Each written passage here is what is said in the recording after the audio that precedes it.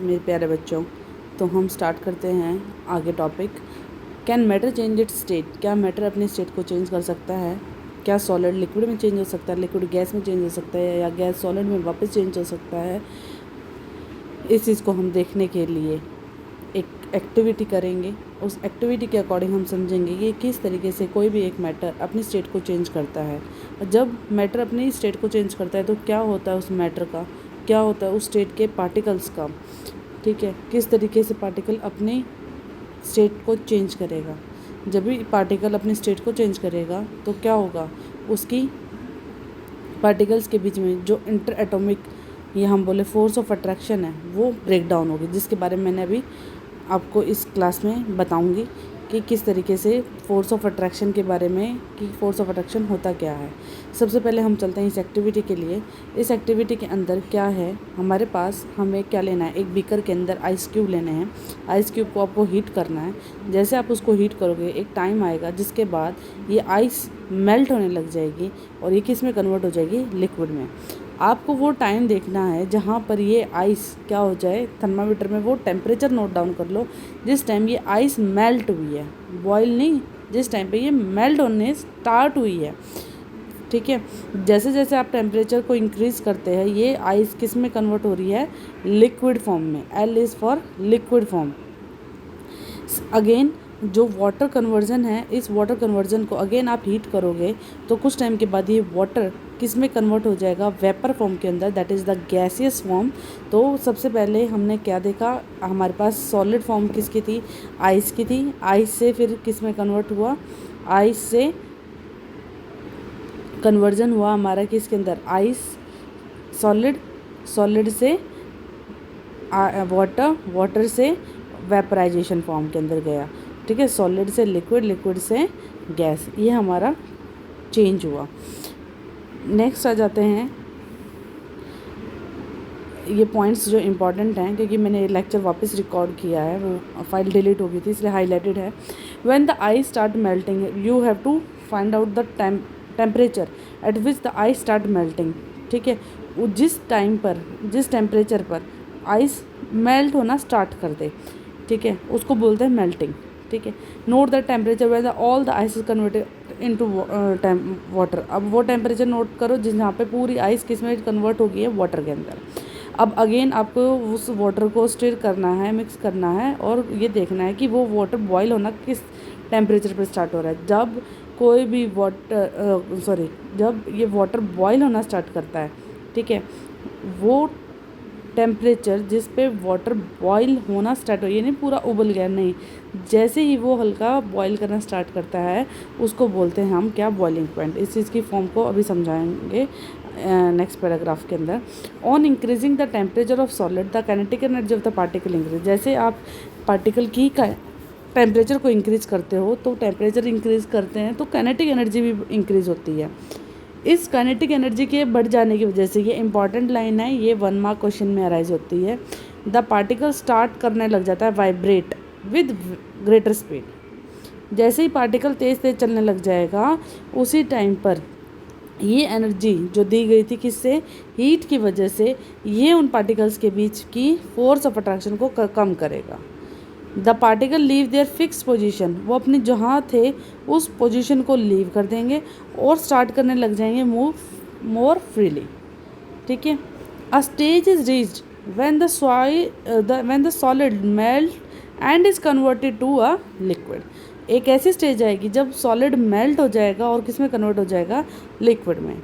वो minimum temperature जिसमें एक सॉलिड मेल्ट हो जाए ताकि वो एक लिक्विड बन जाए किसी एटमॉस्फेरिक प्रेशर पर, ठीक है, एक एटमॉस्फेरिक प्रेशर पे, नॉर्मल प्रेशर पे ना कोई फोर्स एक्सर्ट हो या उस नॉर्मल प्रेशर के टाइम पर, एटमॉस्फेयर के टाइम पर, उसको बोलते हैं हम उसका मेल्टिंग पॉइंट। मिनिमम टेम्परेचर, वो कम से कम टेम्परेचर जहाँ पे एक सॉलिड मेल्ट होना स्टार्ट होता है उसको बोलते हैं मेल्टिंग पॉइंट। आइस के लिए जो मेल्टिंग पॉइंट है वो है 273.15 केल्विन, और 273.15 केल्विन को ही हम बोलते हैं 0 डिग्री सेल्सियस। इसी को बोलते हैं 0 डिग्री सेल्सियस। ये 1 मार्क क्वेश्चन में भी अराइज होता है। The melting point of solid solid का मेल्टिंग पॉइंट किसको इंडिकेट करता है कि उन पार्टिकल के बीच में कितनी फोर्स ऑफ अट्रैक्शन है, ठीक है। नाउ द प्रोसेस ऑफ, अभी इस जो पैराग्राफ हमने पढ़ा है इसको समझो थोड़ा। इसमें बोला है कि जो काइनेटिक एनर्जी है वो डायरेक्टली प्रोपोर्शनल है टेम्परेचर के। मतलब अगर मैं टेम्परेचर को इंक्रीज़ करूँगी तो काइनेटिक एनर्जी इंक्रीज़ होएगी। मतलब कि जो काइनेटिक एनर्जी का फॉर्मूला होता है कि काइनेटिक एनर्जी होती है ½ mv², ठीक है। काइनेटिक एनर्जी का मतलब होता है कि कोई भी पार्टिकल अपनी rate of change of position को किस टाइम पर चेंज कर रहा है। तो पोजीशन को कब चेंज करेगा, जब उसके अंदर चेंज आएगा उसकी स्पीड में। तो काइनेटिक एनर्जी डायरेक्टली प्रोपोर्शनल होती है। देखो ये टर्म्स ध्यान रखनी की हैं कि काइनेटिक एनर्जी क्या होती है। जब rate of change of position के बारे में बात करें तो काइनेटिक एनर्जी डायरेक्टली प्रोपोर्शनल होती है आपकी स्पीड के, ठीक है। काइनेटिक एनर्जी इंक्रीज़ होएगी जब टेम्परेचर इंक्रीज़ हुआ तो काइनेटिक एनर्जी इंक्रीज़ हुई। काइनेटिक एनर्जी इंक्रीज़ हुई तो स्पीड भी इंक्रीज़ होएगी। और जैसे ही स्पीड इंक्रीज़ होएगी, स्पीड इंक्रीज़ होने के साथ साथ ही पार्टिकल के अंदर, भाई जब सॉलिड के बारे में बात कर रहे थे तो सॉलिड के अंदर पार्टिकल कैसे थे, सॉलिड के अंदर पार्टिकल क्लोजली पैक्ड थे। सॉलिड के अंदर पार्टिकल किस तरीके से पैक्ड थे, दे आर क्लोजली पैक्ड, ठीक है। जैसे आप इसको हीट करते हो, टेम्परेचर को इंक्रीज़ करते हो, ये इन पार्टिकल के बीच में फोर्स ऑफ अट्रैक्शन थी जिसकी वजह से ये आपस में अट्रैक्टेड थे, ठीक है, जुड़े हुए थे। जैसे हीट करी ये पार्टिकल कोलाइड करना स्टार्ट करेंगे, एक दूसरे टकराने लग जाएंगे, ठीक है, और एक दूसरे से दूर जाने लगेंगे। तो ये लिक्विड स्टेट में आ गई। अगेन इसको फिर टेम्परेचर इसका इंक्रीज़ करोगे तो अगेन इनके बीच में जो थोड़ी बहुत फोर्स ऑफ अट्रैक्शन उसको ख़त्म करेंगे और ये कैसे मूव करेंगे, फ्रीली मूव करेंगे, ठीक है, रैंडम डायरेक्शन के अंदर मूव करेंगे। तो उस पैराग्राफ को इस तरीके से मैंने आपके सामने प्रेजेंट किया है।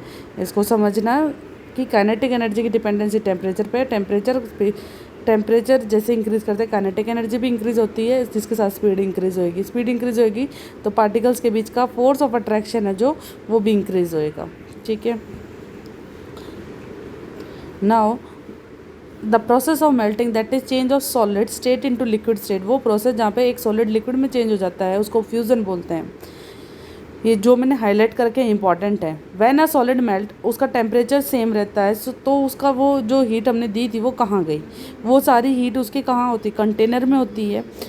आपने ऐसा देखा भी होगा एक्सपेरिमेंट करते वक्त, जब आप के टेम्परेचर को इंक्रीज़ कर रहे हो तो सिस्टम का टेम्परेचर चेंज नहीं होएगा जब तक वो मेल्टिंग पॉइंट तक नहीं पहुँच जाता, जब तक वो पूरी आइस मेल्ट नहीं हो जाती। ऐसा क्या होता है, ये कंटिन्यू होता रहता है जब तक जो बीकर है वो हीटिंग लेता है सारी, कंटिन्यू आप सप्लाई देते रहो हीट की। एक ऐसा टाइम आएगा ये जो हीट है वो चेंज हो जाएगी अपनी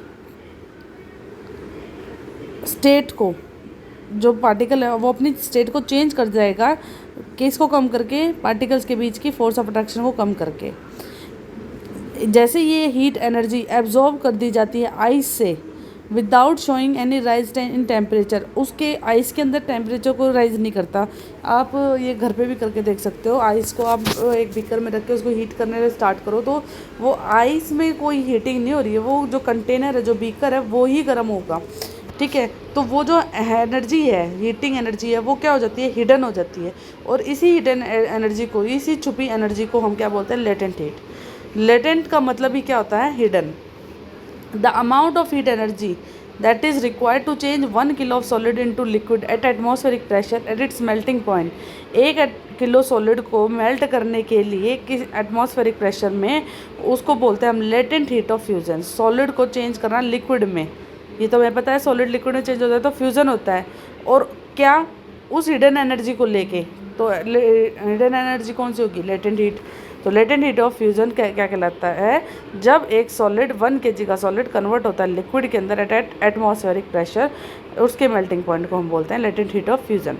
तो particle in water at 0 degree Celsius है मोर एनर्जी। 0 डिग्री सेल्सियस किसका होता है, आइस का, उसके पास ज़्यादा energy So particle in water at 0 degree have more energy as compared to particle in ice at the same temperature.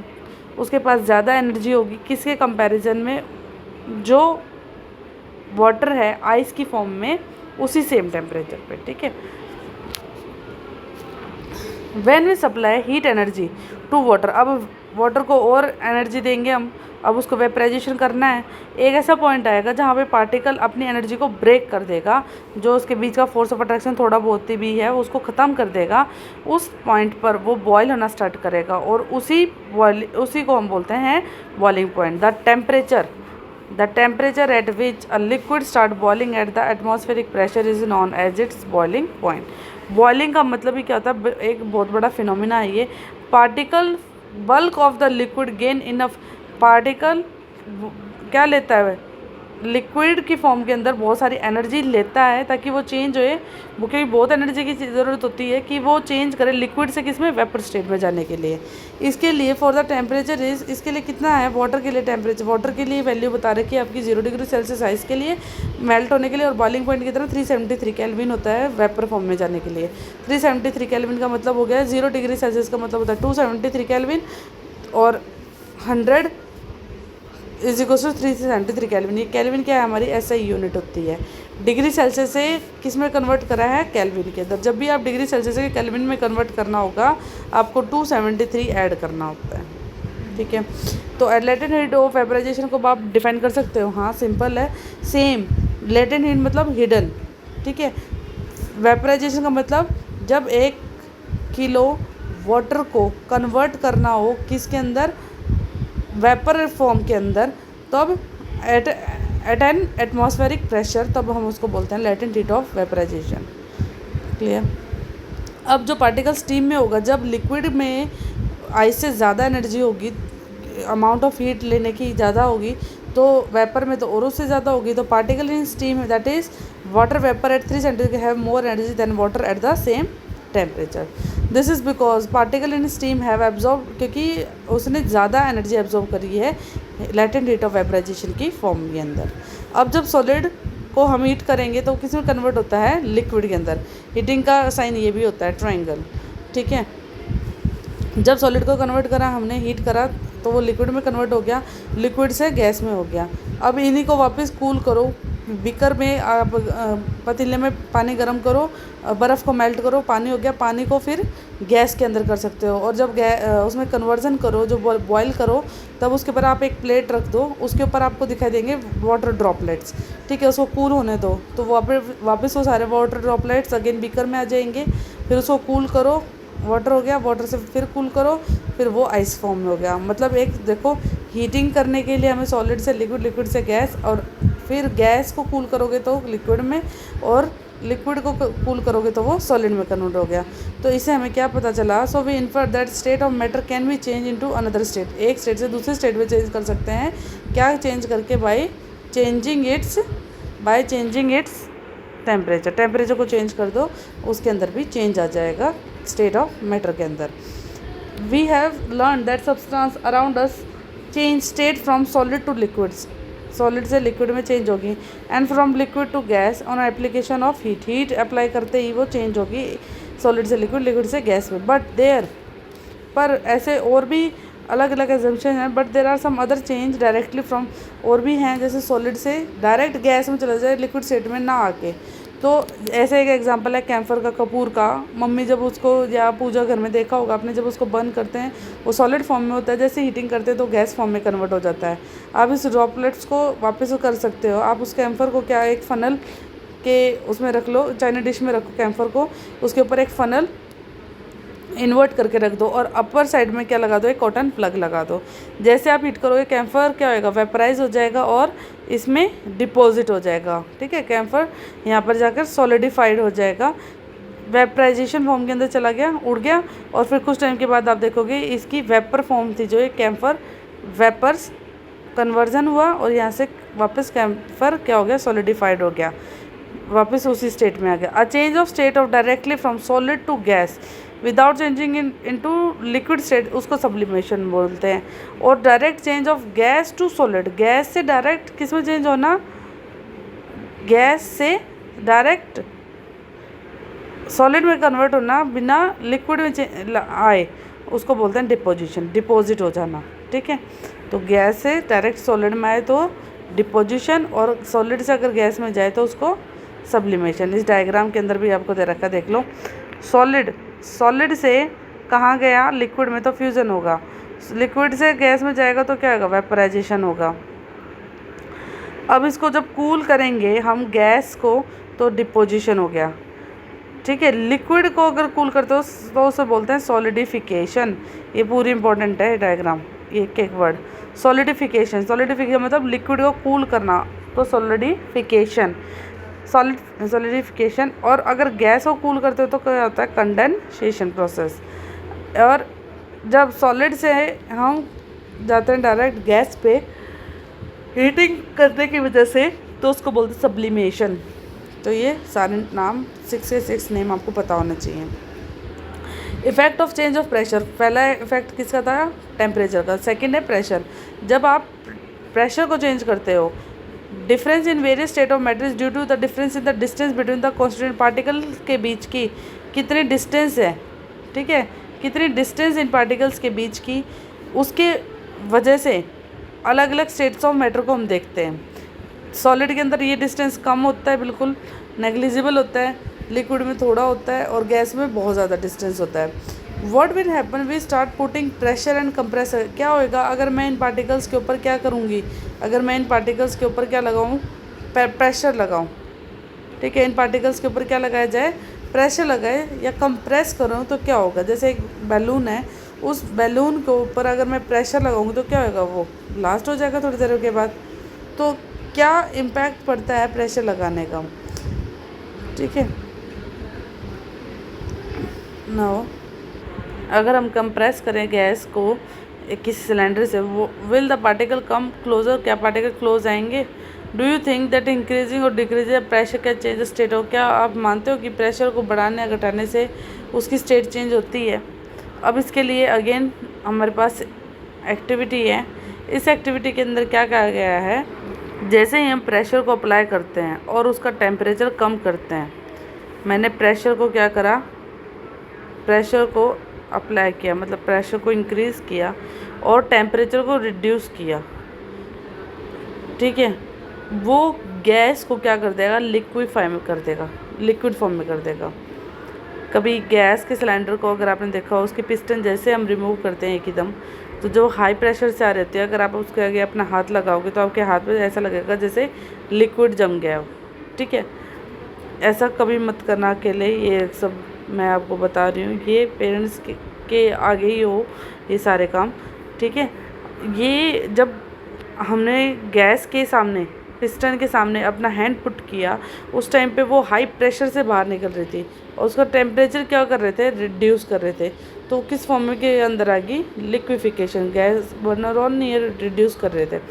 आपने कभी सुना कि सॉलिड कार्बन डाइऑक्साइड CO2, नहीं सुना।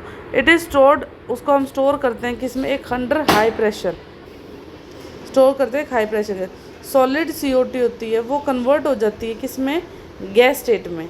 सॉलिड CO2, सॉलिड की जो CO2 है, गैस है ना CO2, तो कार्बन डाइऑक्साइड सॉलिड फॉर्म में वो कन्वर्ट हो जाती है किसके अंदर, गैसियस स्टेट के अंदर। जैसे ही आप प्रेशर का 1 एटमॉस्फेयर प्रेशर को रिड्यूस करते हो, कम करते हो, बिना आए लिक्विड स्टेट में, ठीक है, बिना आए उसकी लिक्विड स्टेट में, ठीक है, without coming into liquid state. This is the reason that solid carbon dioxide होती है। कार्बन डाइऑक्साइड शादी वगैरह में आपने देखा, वो मटके में से धुआं निकलता है, उसको ही हम बोलते हैं क्या, ड्राई आइस। क्या बोलते हैं, ड्राई आइस। ड्राई आइस क्या है, ड्राई आइस क्या है, सॉलिड कार्बन डाइऑक्साइड है। ठीक है, सॉलिड कार्बन डाइऑक्साइड है और वो डायरेक्ट किस में कन्वर्ट हो जाती है, गैस फॉर्म में, बिना लिक्विड स्टेट में आए। ठीक है, कब होता है ये, जब हम उसका प्रेशर को रिड्यूस करते हैं, कितना, 1 एटमॉस्फेयर प्रेशर को रिड्यूस कर देते हैं।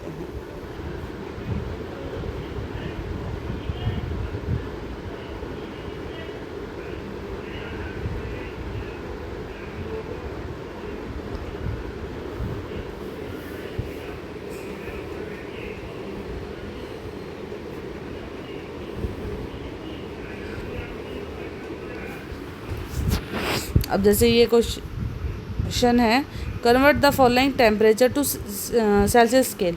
केल्विन है, केल्विन से किस में जाना है आपको, सेल्सियस में जाना है।